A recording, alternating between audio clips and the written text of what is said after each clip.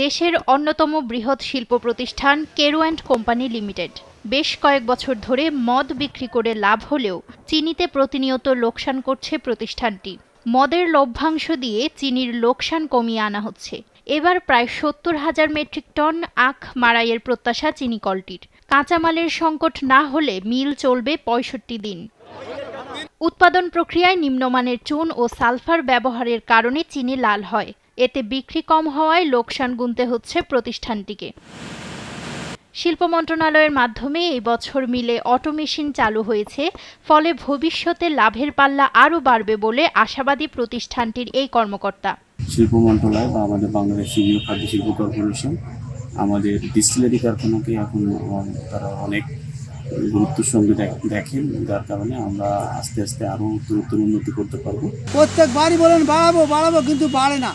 এই 200 থেকে 240, 300 এখনো পর্যন্ত হলো না। তাহলে আমি কিভাবে চাষ করে আমরা ছেলেপিলে বাঁচাবো?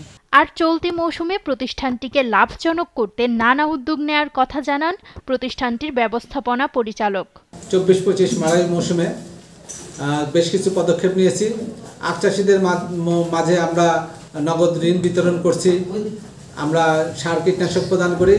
চাষিদের বিশ্বাস ফিরিয়ে নিয়ে আসার জন্য সিডিএসিদের মাধ্যমে চেষ্টা করে যাচ্ছি এবং আমরা খুব তাড়াতাড়ি চাষিদের মধ্যে আরও বিশ্বাস অর্জন করতে পারবো এবং গণপ্রজাতন্ত্রী বাংলাদেশ সরকার প্রতি বছরই আখের মূল্য বৃদ্ধি করছে। এটা একটা খুব আশাপ্রদ ব্যাপার। ১৯৩৮ সালে প্রতিষ্ঠিত Carew and company Bangladesh limited চিনি উৎপাদন কারখানা, ডিস্টিলারি, জৈব সার কারখানা ও ওষুধ কারখানার সমন্বয়ে গঠিত। নিউজ ডেস্ক, দেশ টিভি।